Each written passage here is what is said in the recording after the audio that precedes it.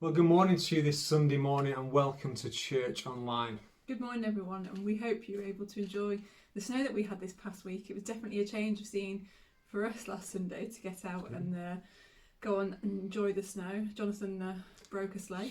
Broke a sled, yes. I've also had some fun doing that as well. I don't never know who's the biggest kid out of them all, but yeah. Definitely me. I have to be. Rachel doesn't want to go out in the snow, so it's got to protect this lovely hair, you see, and snow and moisture doesn't do that any justice. But we got out and we had some fun, and it was just a change of scene at the moment to go out and, you know, enjoy it really. Yeah, to go outside, always an amazing thing to do, especially in these times. Now, this week we begin our week of prayer.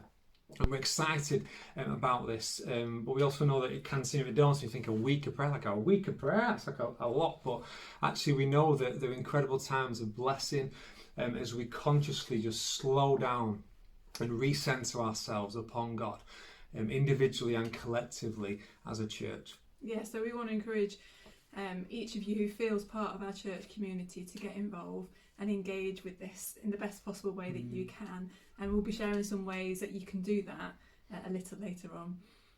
Yeah, and we also have Deb sharing with us this morning, so that'll be something to looking forward to. Yeah, definitely. As we begin our time together this morning, I want just to read to us from Psalms 34 verses 1 to 8, and it says this. It says, "I will praise the Lord at all times. I will constantly speak his praises. I will boast only in the Lord. Let all who are helpless take heart. Come, let us tell of the Lord's greatness. Let us exalt his name together. I prayed to the Lord and he answered me. He freed me from all of my fears.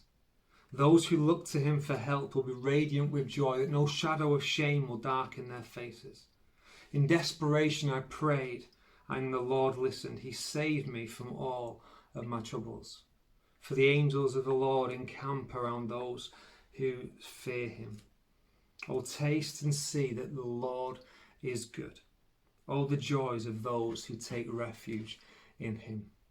And I want to encourage us this morning as we begin our time, as we begin this week of prayer, to put the praise of the Lord upon your lips this morning. Know that as we come and as we lift our cries, as we lift our prayers, even in desperation, that even in helplessness, that the Lord hears those cries, he answers those prayers, and he delivers us from all our fears, even as we're going through the fire and the trials of life. And so, Lord, we want to lift your name up this morning. We want to put your praise upon our lips at all times, at all situations, Lord God. We want to delight in you this week. I pray that as we look at things of prayer and as we give this week specifically to prayer, to seek in your face this week, Father, I pray that we would taste, that we would see that you are good, that we would know what it is for the Lord to free us from all of our fears, of all that goes on around us, of fear of the virus, fears of failure, fears of just job losses and difficult things going on this time, Lord, that you are the God who delivers us, who frees us from our fears, and that we can taste and see that you are good. So may your praise be upon our lips right now, in the name of Jesus. Amen. In Christ alone, my hope is found. He is my life, my strength, my song. This cornerstone, this solid ground, firm through the fiercest trial and storm. What heights of love, what depths of peace, when fears are still, when striving cease. My comforter, my all in all, here in the love of Christ I stand.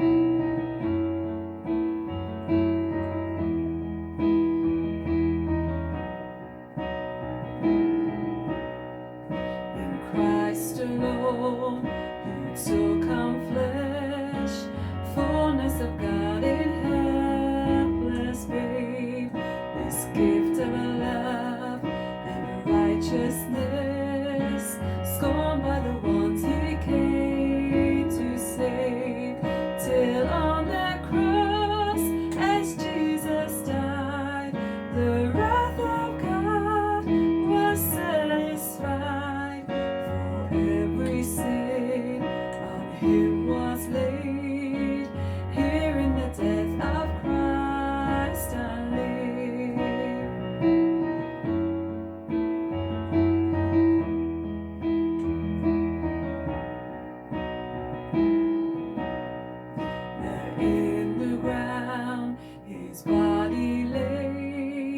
light of the world by darkest slain, then bursting forth in glorious day, up from the grave he rose again, and as he stands in victory, since Christ has lost his grip on me, for I am his and he is mine, brought with the precious blood of Christ.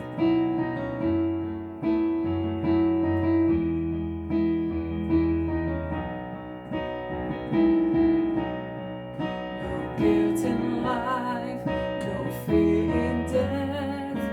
This is the power of Christ in me, from life's first cry to final breath. Jesus commands my destiny.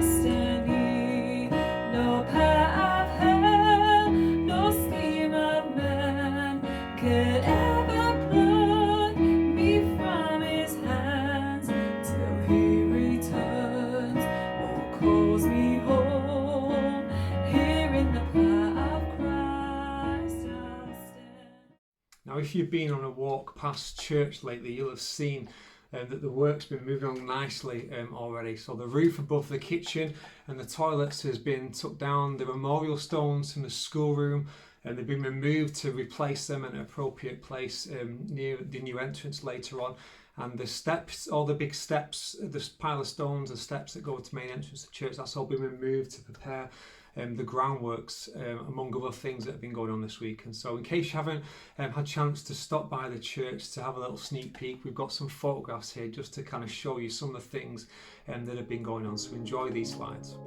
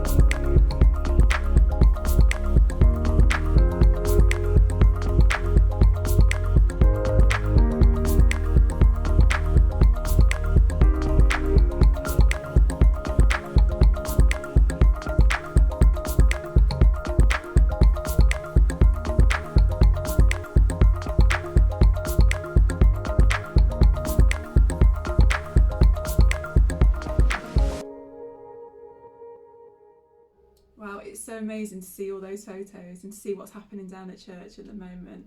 Be encouraged, be inspired and be excited for what's going on right now. Yeah. We are so thankful for God for what's happening, and let's just keep praying a blessing for those involved in this project and all those down at that church on a day-to-day basis, creating that building and that new redevelopment for us. Amen, amen. Now, as mentioned, from this week, from today till next Sunday, we're going to be setting aside this as a week of prayer. Now, prayer is obviously an important, hugely essential part of our relationship with God, and something that should be a growing and everyday part of our lives. And these kind of weeks of prayer, they really help us to refocus and to refine us afresh on God in a new way at the start of each year. And though this year may be slightly different in how it's looking and how we're going to be able to do this week of prayer, we know it'll be a blessing, will build us up as we participate in it. Yeah, and if we could put a theme on this week of prayer, it would be building with God, which seems very appropriate for the time that we find ourselves in. Yeah, definitely. Got building projects going on, many people being built up, and it's just this real kind of just sense from the Lord of this is what He wants to do in our lives right now.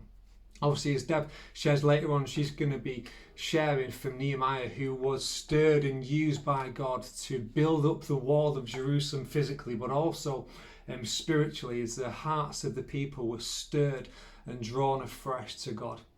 And we want to pray that actually as we go through this week, that each one of us will be built up spiritually, will be used by God to build others up as well. To engage personally, we just want to encourage you to engage personally throughout this week in ways that you can do that. So whether that's getting up earlier in the morning, going to bed a little bit later, having 15 minutes just to spend that time set aside for God. Maybe it means eating during your lunch and having some prayer during that time as well, and seeking God. Maybe it's fasting, maybe taking a meal out during your day, or taking a whole day where you don't eat and take that time to fast. It could mean even going for a walk with somebody as a social distance walk, but spend some time praying on that walk with somebody from your small group, or someone that you know that you can do that with. Yeah, big thing is to be intentional. You know, if you don't, it's not in our diary, we won't do it, and so maybe you need to put some times this week, look at the week ahead and think, you know what, maybe you need to block off that half an hour here, this 15 minutes there, and whatever it looks like for you, be intentional about this and engage with it personally. There's also going to be some opportunities to gather digitally to pray, and so as we gather on Zoom after this YouTube service here, that will, as well as having our normal time to chat and to catch up with one another, we're also going to spend some time praying for one another and praying for our local community, and so we'll be doing that both on this Sunday and next Sunday as well. And then this coming Wednesday, we've got our Gather to Pray meeting as well, which starts at 8 o'clock, but we open the link from 7:30 again, just to give space to connect and to chat with one another. And just want to encourage you to be part of these times when and where you can, just to engage prayerfully in this. And one of the things we want to encourage you as well within this is to maybe 12 o'clock each day is to pause wherever you're at, whether you're working, whether you're eating, whatever you're doing, just to pause and to maybe just to pray the Lord's Prayer, that though we might be scattered all over the place in our various works and homes and different things, actually we'll be bringing a unified prayer to the Lord, to our Father, as we pray the Lord's Prayer together.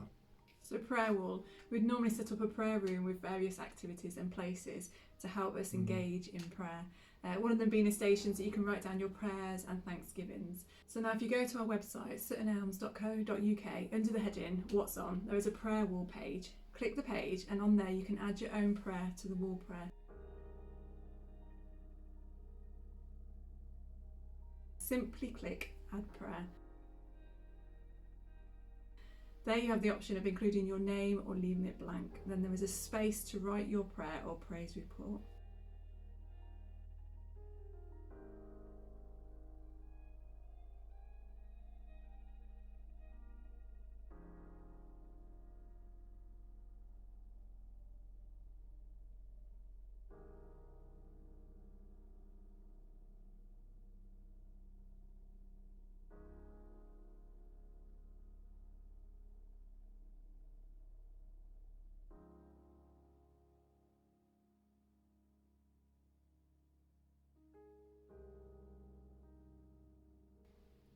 Check the relevant boxes and add your prayer to the prayer wall so people can read, pray and come into agreement with you.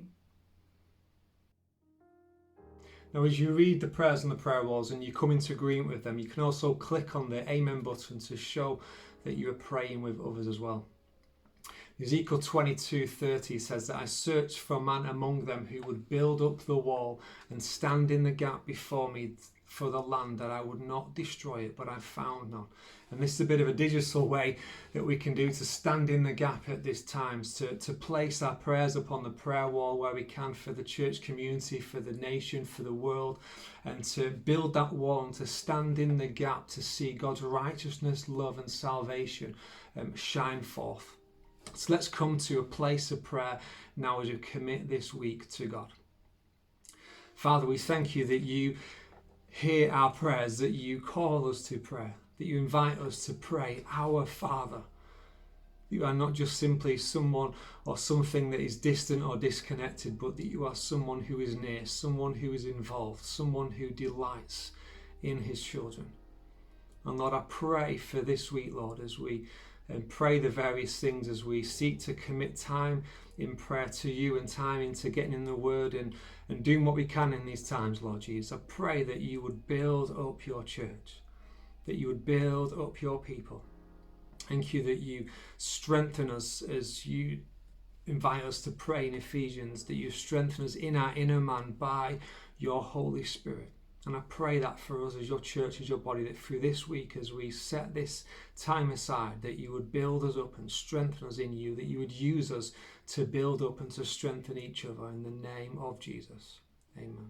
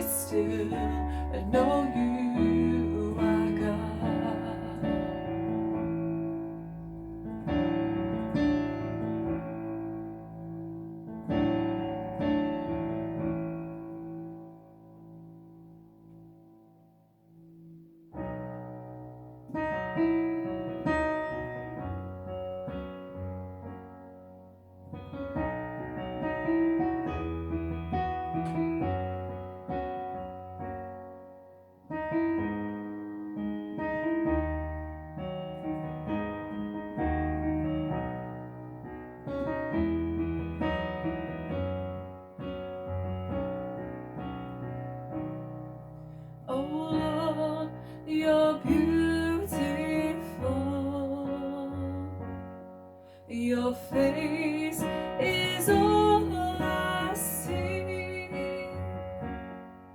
and when your eyes are on this child, your grace abounds to me.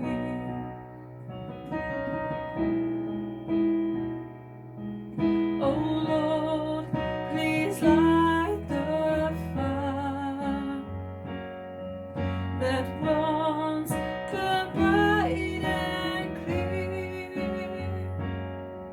Replace the lamp of my first love that burns with a holy fear.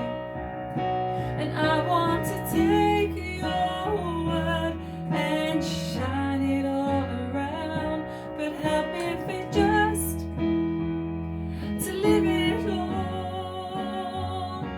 And when I'm doing well, help me to never seek a crown, for my reward is giving glory to you. And I want to take your word and shine it all around, but help me first to live it all.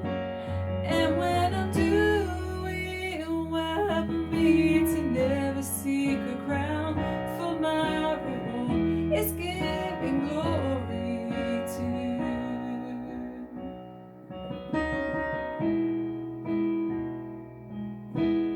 Turn your eyes upon Jesus, look full his wonderful face, and the things of earth will grow strangely dim in the light of his glory and grace.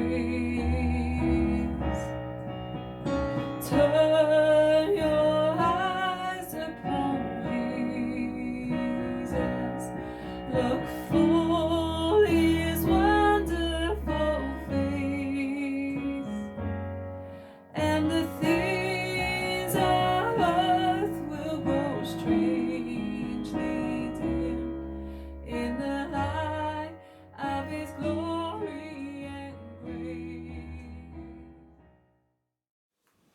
Good morning and welcome. This morning I'd like you to come on a little journey with me, and I'd like you to meet a hero of mine from the Old Testament. His name is Nehemiah. In the 13 chapters of the book of Nehemiah, he prayed 11 times. Prayer was obviously very important to him.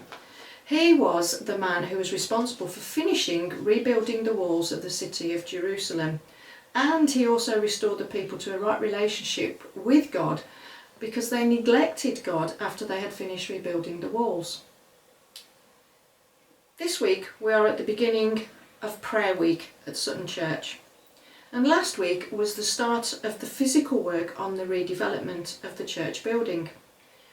I would like to share with you this morning and hopefully encourage you as we take a quick look at how Nehemiah responded in prayer at the beginning of his journey to restoring the walls of the city of Jerusalem.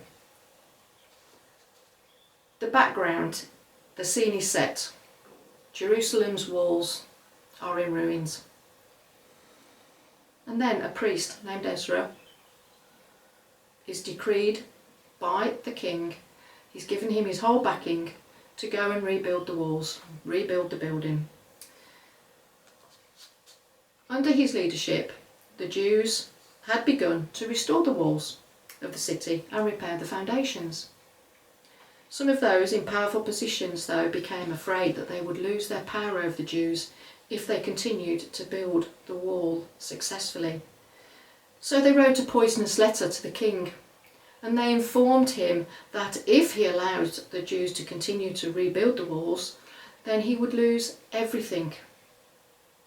Well, the king took it on board, and so then decreed that all work was to stop with immediate effect.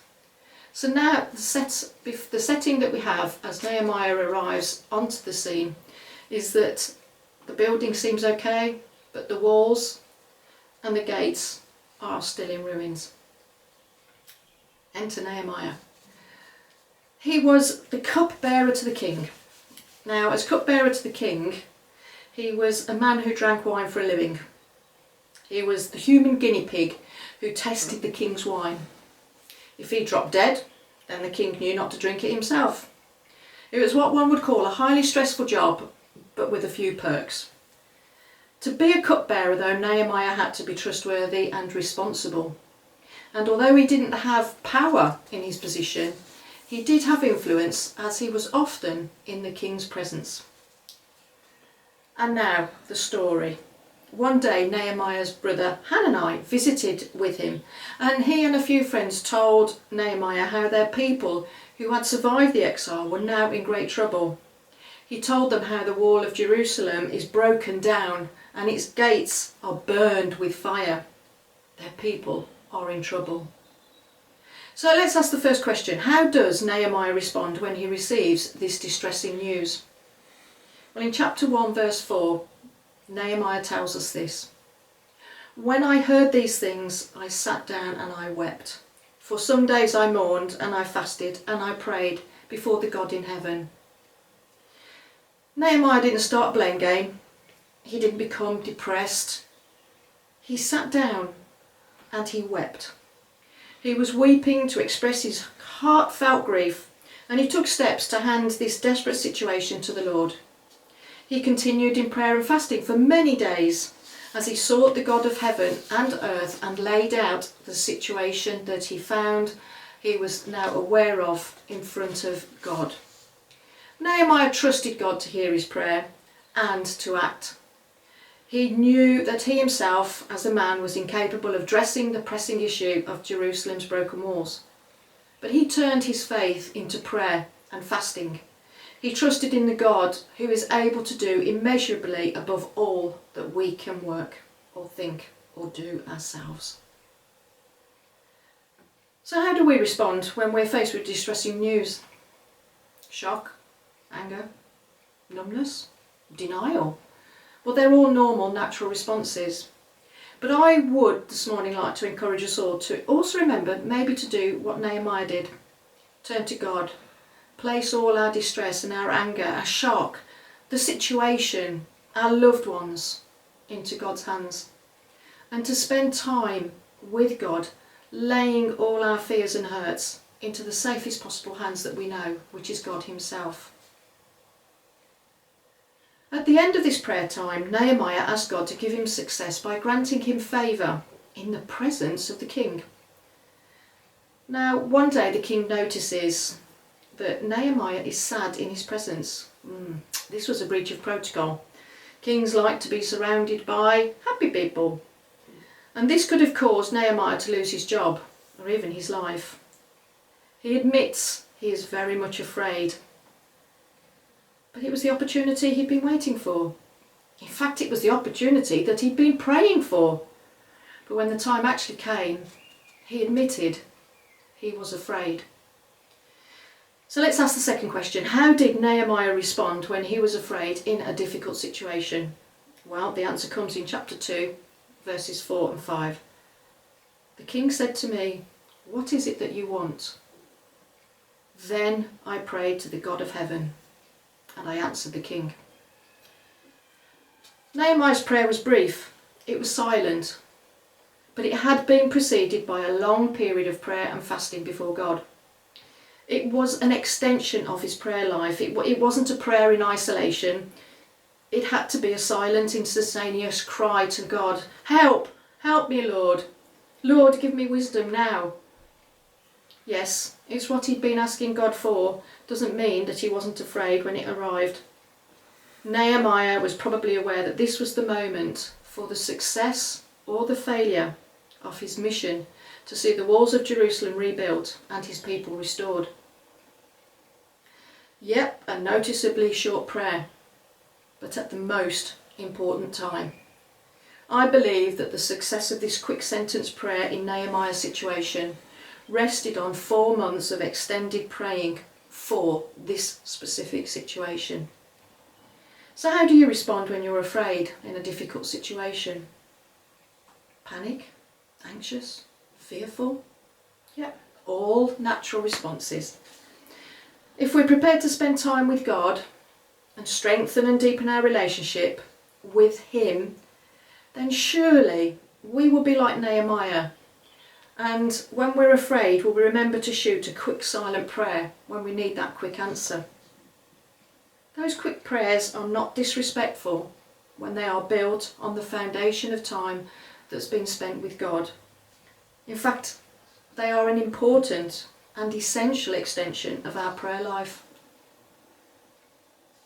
Nehemiah's prayer preparation about this matter means that he also knows at this particular point in time what he needs from the king to have a successful outcome for his journey. At that crucial moment, Nehemiah is afraid. But through faith in God, he overcomes his fear. He states his need and he makes his request of the king. So how does he respond? Question number 3. How does he respond after he made his requests known to the king? Well, we find out in chapter 2, verse 8. He says this, "And because the gracious hand of my God was upon me, the king granted my requests." He didn't say the other way around, the king granted my request and oh yeah, God was in it too. He states that it's because God's hand was on him that the king granted his requests. You know, we're not responsible for the result, but we are responsible for playing our part. So how do we respond when God answers our prayers? Well, hopefully, like Nehemiah, we take no credit and we give all the glory to God. So what have we learned from Nehemiah this morning? God has put on Nehemiah's heart the plight of his people. We can't solve the problems of every needy person in this world, but we are part of the solution for some. God will put some needs on our hearts. Sometimes we will feel God's sorrow and anguish for others, and it may affect us deeply like it did Nehemiah in this instance. It may cause us to weep, lose our appetite, which may drive us to prayer and fasting and humbling ourselves before God on behalf of other people. The other thing we learnt is that Nehemiah prays both at length in private. He prays in brief spurts as the crisis arrives. Sometimes, you know, we need to send up a quick prayer, and this to me is an extension of our sustained prayer with God. And thirdly, Nehemiah takes no credit but gives God all of the glory. In other words, Nehemiah depended on the Lord in every situation. So my final question this morning is, what can we learn as we begin our week of prayer here at Sutton in the Elms Baptist Church in January 2021? Well, last week we saw the commencement of the redevelopment project in the next stage of this church building that is hundreds of years old. We saw the leaders dedicate the project to God. Jonathan also asked us last week, are we willing to build with God? Well, this coming week of prayer is, to me, an opportunity to spend time with God, building and deepening our relationship with Him, as we also continue to pray for the redevelopment work of the church building. I would like to challenge each and every one of us to read through the book of Nehemiah through this week. It will only require 2 chapters a day in order to do that. And while we're doing that, I will ask God to inspire us in our own individual prayer life and in the life of this church and in the life of the church building and for all those who will enter inside once it is completed. I pray that throughout this week we are all, as we pray, inspired by a man named Nehemiah. May the Lord bless you and keep you. May the Lord make His face shine upon you, and may He give you His peace in these troubled times. Amen.